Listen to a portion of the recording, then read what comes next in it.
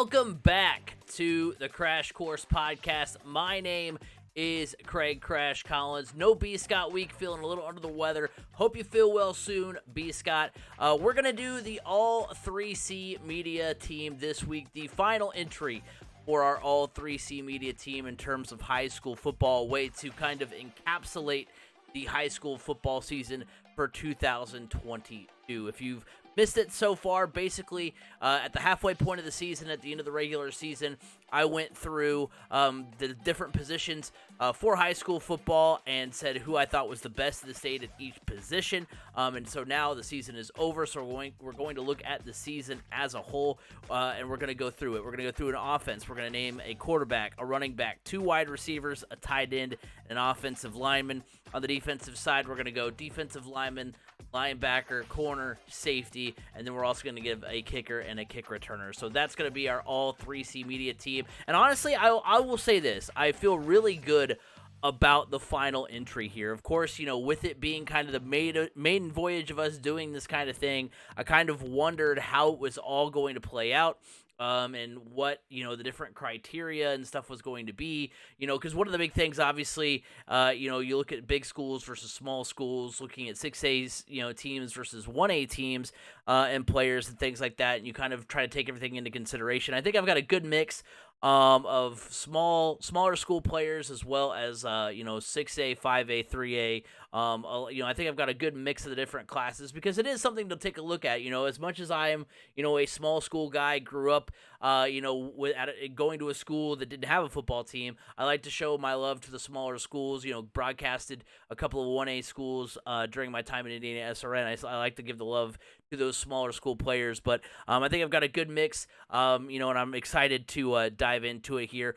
Like always, whenever we talk about high school football, you guys know more about your teams than we do, so if I miss something or miss some sort of intricacy to some sort of number or anything like that, just know that we're not as dialed in on each individual team as maybe you guys are, but I mean that doesn't really apply too much here because we went in and researched all the different players from around the state to compile this team. So I'm really excited to give these out here. Like I said, this is the final entry on the whole season, so we're looking at the season as a whole. So with that said, let's go ahead and hop in to the All 3C Media offense for the 2022 IHSAA football season.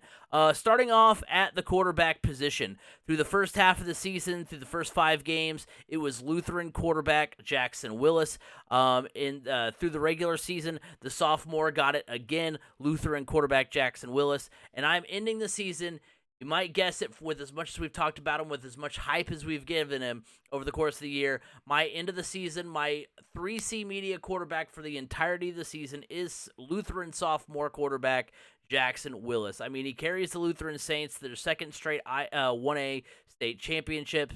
He had 278 yards, 4 touchdowns versus Adams Central in that game. He ends the season with 1,590, he ended the postseason with 1,590 yards, which was a 265 average for each game. 21 touchdowns, 2 interceptions during the state tournament.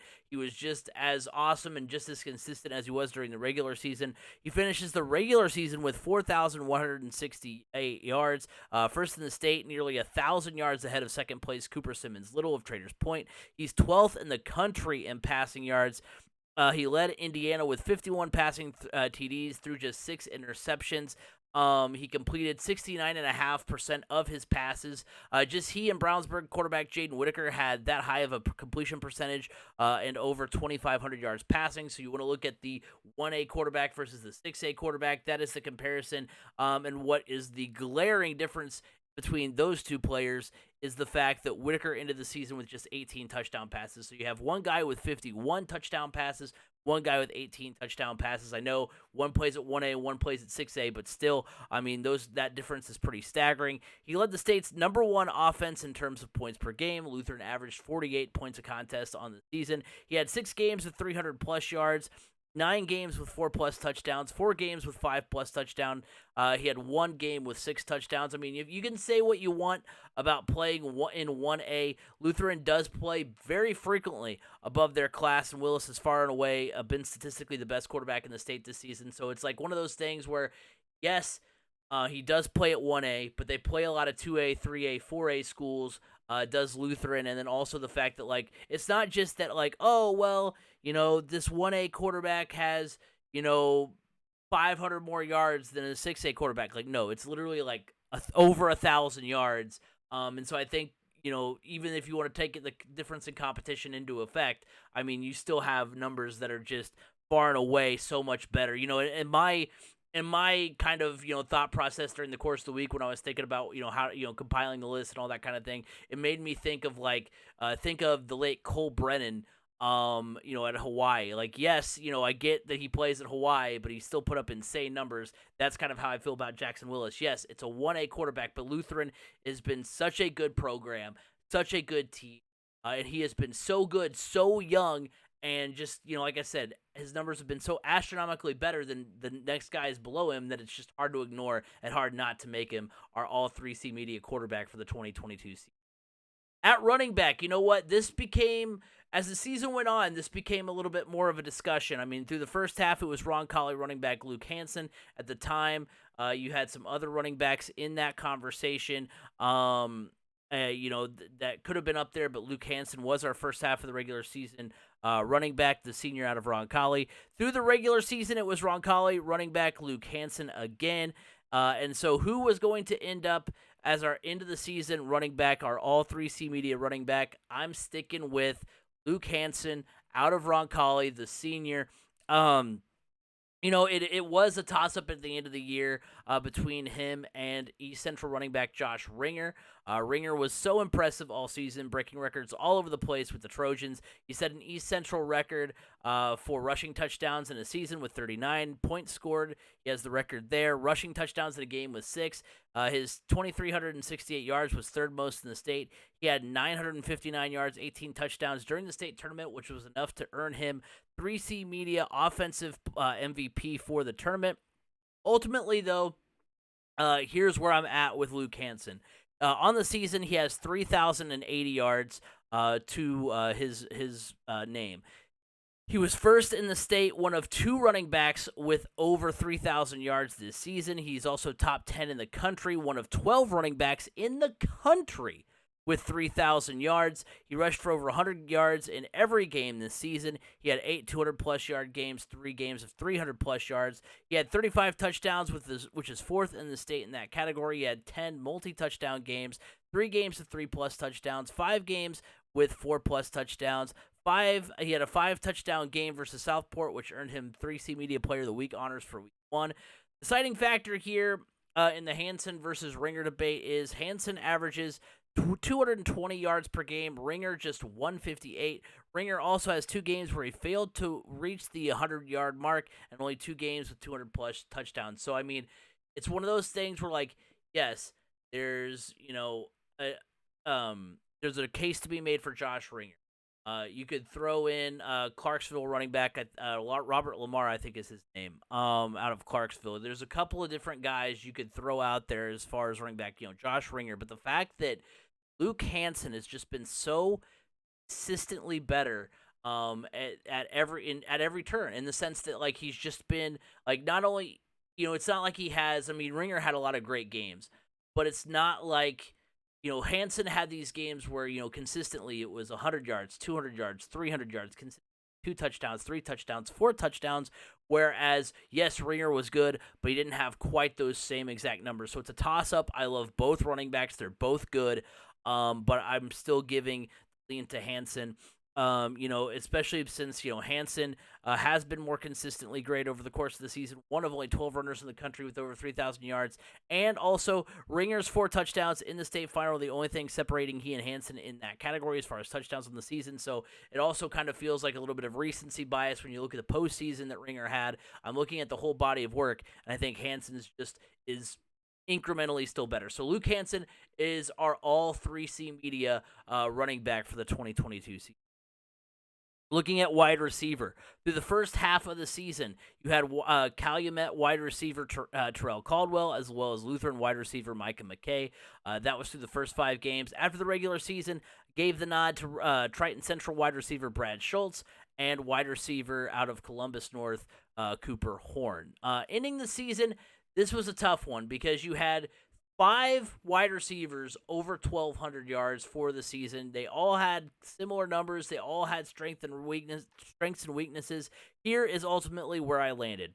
First, wide receiver 1 is going to be Columbus North wide receiver Cooper Horn.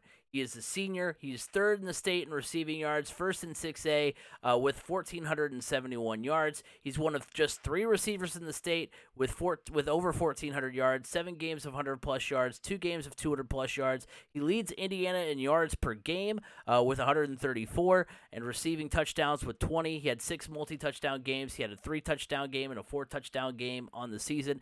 71 catches, 21 yards per reception, 9 games with 5 or more catches.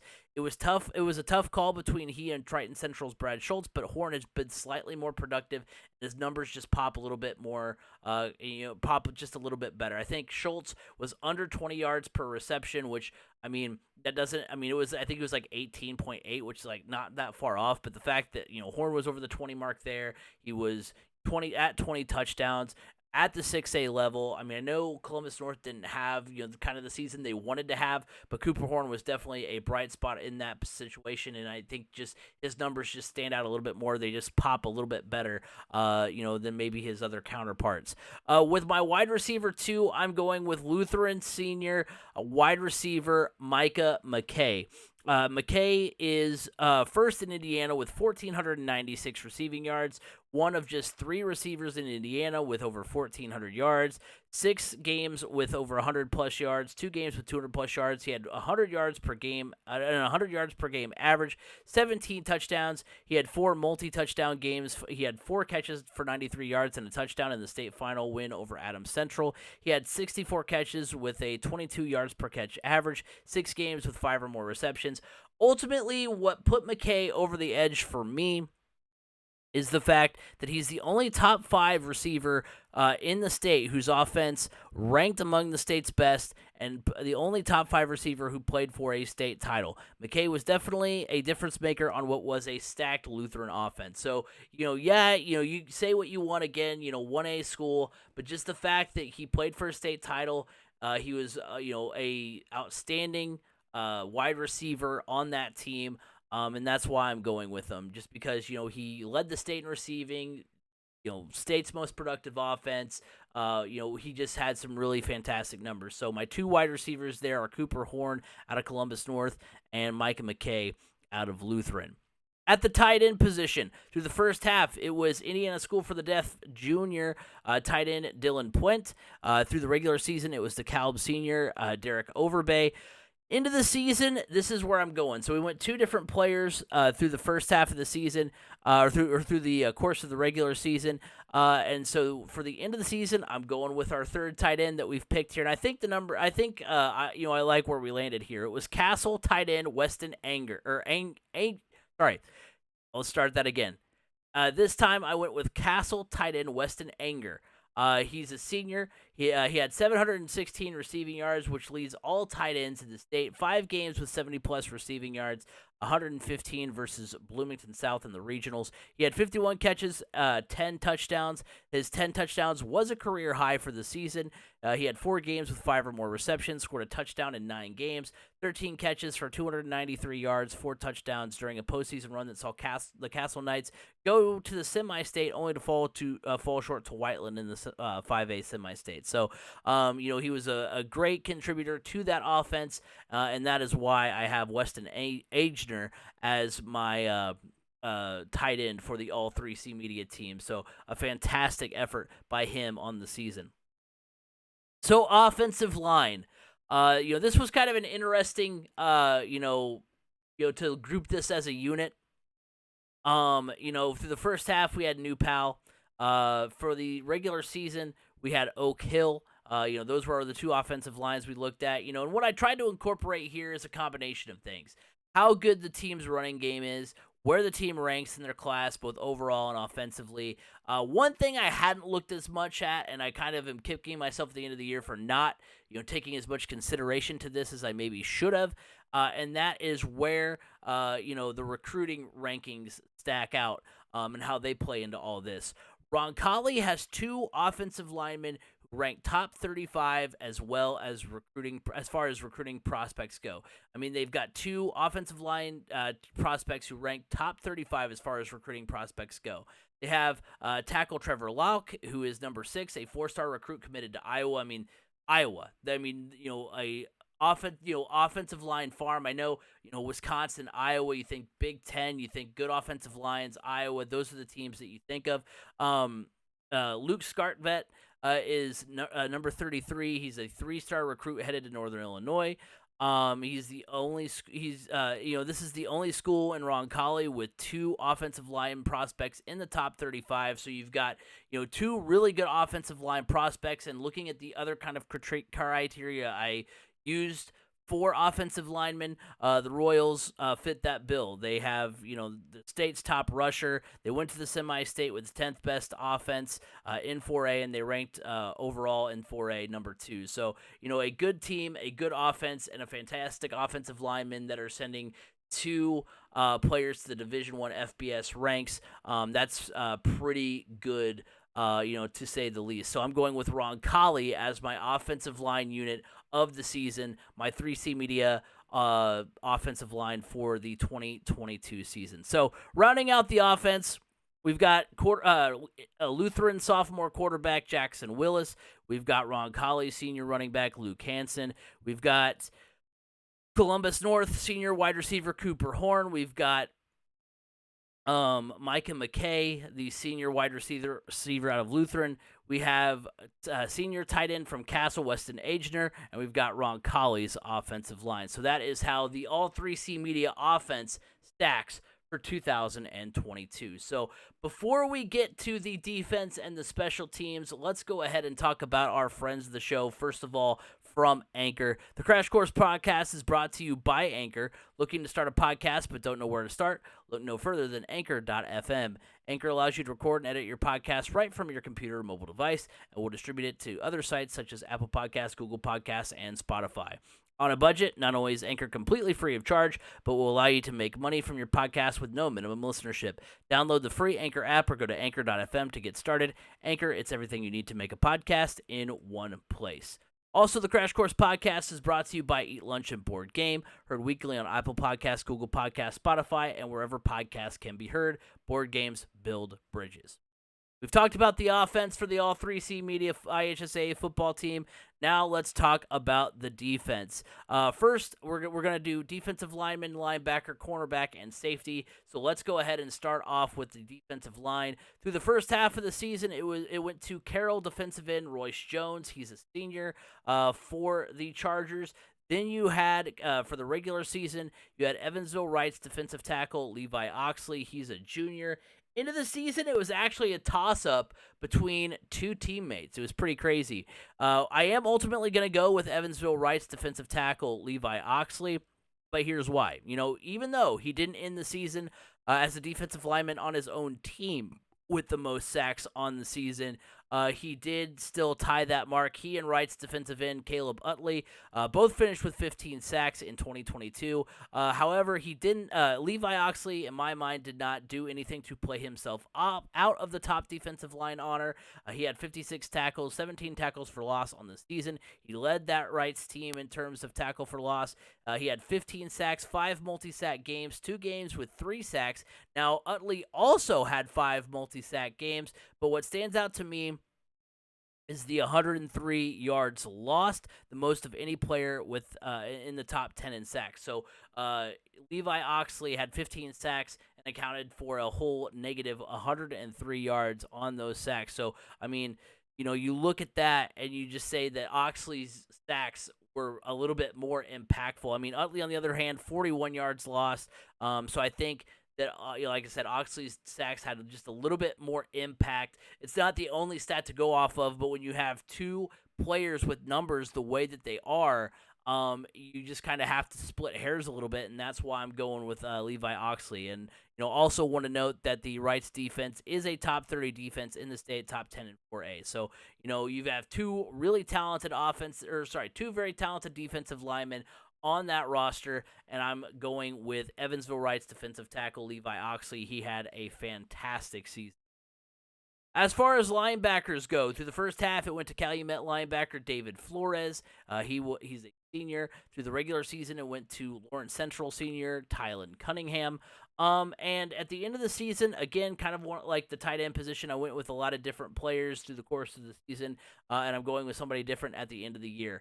It's going to go to Castle linebacker John Purdy. He's a senior. He's 8th in the country with 200 tackles, one of just 9 players in the U.S. with that milestone. He had 15 tackles for game, 5 tackles for loss, 2 sacks, 2 interceptions, 4 forced fumbles, a blocked punt. He was a force on that squad all season, 11 games with 10-plus tackles, 4 games with 20-plus tackles. He had 28 tackles in the 5A semi-state versus Whiteland, 64 tackles during the state tournament. He had 3 games with 10-plus tackles to go with that 28-tackle game in the semi-state. You know what? There may be linebackers with more sacks, more tackles for loss, more interceptions, more forced fumbles, but that number that gets me over the edge and has me picking that 5A standout linebacker is that 200 tackle milestone. I mean, that's just too great to ignore. So John Purdy, the senior out of Castle, is the All-3C Media linebacker for 2022. At the corner position, through the first half, it went to Greenfield Central cornerback Kirk Nett. Through the regular season, it went to Hanover Central cornerback Gannon Howes, senior over for the Wildcats. And at the end of the season, I am going to stick with Gannon Howes, the senior out of Hanover Central. I mean, he's such a versatile player for that Wildcat team. He plays running back, wide receiver, and corner. Why is that relevant, you ask? Well, he has 173 interception yards on the season, which led the state. So I would love to, for some advanced metric to show how many times that he set himself up for an offensive touchdown by having a big interception on the other side of the ball and having a big return, picks the ball off at his own 20, runs it back to the 40-yard line, and then has a 20-yard touchdown reception. I would love to know those types of numbers. He is tied for 3rd in the state with 7 interceptions, 2nd in the state amongst corners. He has 69 tackles, which is the highest among players with 7 interceptions or more. I think the next highest was 45, so kind of blew that number out of the water. He has 6 games with 5 tackles or more. That may not sound like a lot, but you don't really want your corner doing a lot of tackling because if he is, then it's not a good position for you to be in. He did have a 21 tackle game versus West Lafayette. I think that was in the state tournament. He had 5.5 tackles for losses, part of a Hanover Central defense that was 4th in 3A, 5th in the state with 9 points allowed per game. Gannon Howes was a force on one of the state's better defenses, and so that's why he is our 3C Media all 3C Media cornerback for 2022. Last defensive position is the safety position. Through the regular season, through the first half, it was Elkhart safety Braden Cook. He is a senior.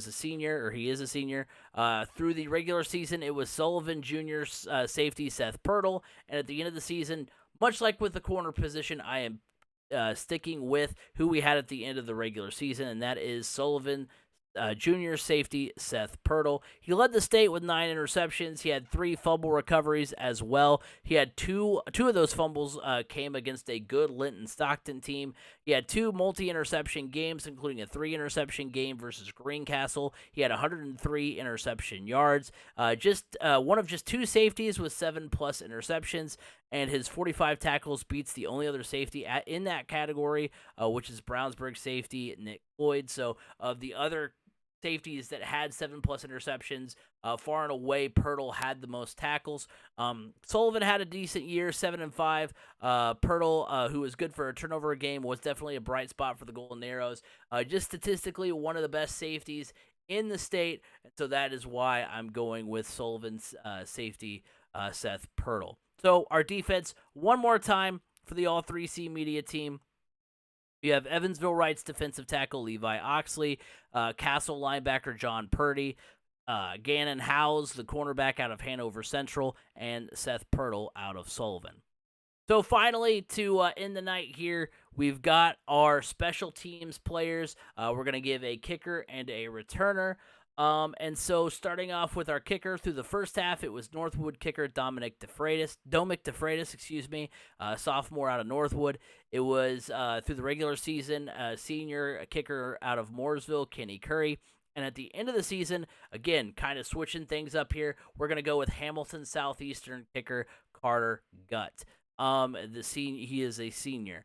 He tied for the state lead in field goals made with 11. He had a log of 43. He tied for the state lead in scoring off of kicks, the only kicker with a stake in both the state lead in field goals made and scoring. So, yes, he was not, perfect in as far as his kicks go, but the fact that he was one of the, led the state, or one of the leaders of the state in field goals made, as well as scoring, kind of exceeds that mark for me as far as what that criteria would be to be one of the best kickers in the state. He also was 49 for 50 on PATs. I also do want to give a quick shout out to Levi Dewey from Triton Central, who's got the state long with a 57-yard field goal, which that's nuts as far as high school kickers go.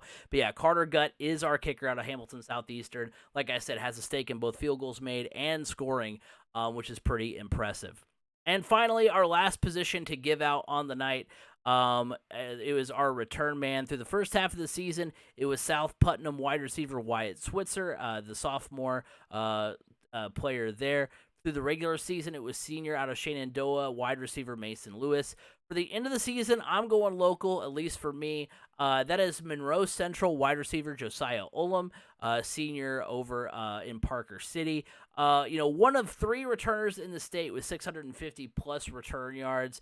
That's pretty incredible. 517 kick return yards, 137 punt return yards, for that grand total of 654. He had 3 kickoff return touchdowns, 1 punt return touchdowns. His 4 kick return touchdowns is the most of any other player in the state. So the fact that he scored the most, had the most, one of the top numbers as far as, return yards in the state. He also had 31 yards per return. So the fact that he was one of the top returners in the state in terms of yardage and also led everybody in terms of return touchdowns, that's why Josiah Olam is our All-3C Media return man for 2022. So there is your roster. Again, one more time, we'll go through it. Quarterback out of Lutheran, Jackson Willis. We've got running back out of Roncalli, Luke Hansen. Wide receiver out of Columbus North, Cooper Horn. Wide receiver out of Lutheran, Micah McKay. Tight end, Weston Angner. We've got Roncalli's offensive line. We've got Levi Oxley, defensive tackle out of Evansville Wrights. We've got John Purdy, senior linebacker out of Castle. We've got cornerback Gannon Howes. We've got safety Seth Pirtle. We've got our kicker Carter Gutt out of Hamilton Southeastern, and Monroe Central wide receiver Josiah Olam, our return man. So an incredible season of Indiana high school football. It's come to an end. Kind of crazy to think about how quick the season went because there were a lot of great moments. Really fun doing this All-3C Media team. I don't know what it might look like next season as far as, what I want to do with it. I think I did kind of flush out some good things to go off of for next year. I really like where we ended up with, the criteria and what we wanted to do. So let me know what you guys think down in the comments. Leave a review, all that good stuff. Let me know what you guys think about the All-3C Media for 2022 and how you think we can tweak it and improve it for 2023. But there it is. There's the whole 2022 IHSAA football season. We officially closed the book on what was a fantastic season of high school football and can't wait to get back to it and hash it up here next August. But that'll do it for this week's edition of the Crash Course Podcast. Make sure you go like us on Facebook, Go follow us on Twitter at 3C Media Sports. Go to the TikTok channel, go to the YouTube channel, subscribe, like, do all that good stuff. You guys have been killing it with all your support, so we appreciate that. And remember, you can listen to us every week on Apple Podcasts, Google Podcasts, Spotify, wherever podcasts can be heard. You can hear the Crash Course Podcast. You can hear me at Crash Course, or you can find me at Crash Course FM on Twitter. Next week, we'll be talking about the bowl games. Hopefully, B. Scott will be back. We'll be breaking down the big bowl games: Purdue, LSU, Notre Dame in their bowl game against South Carolina. It's going to be a lot of fun to get into the weeds, talk about those games. But until then, have a good week, everybody.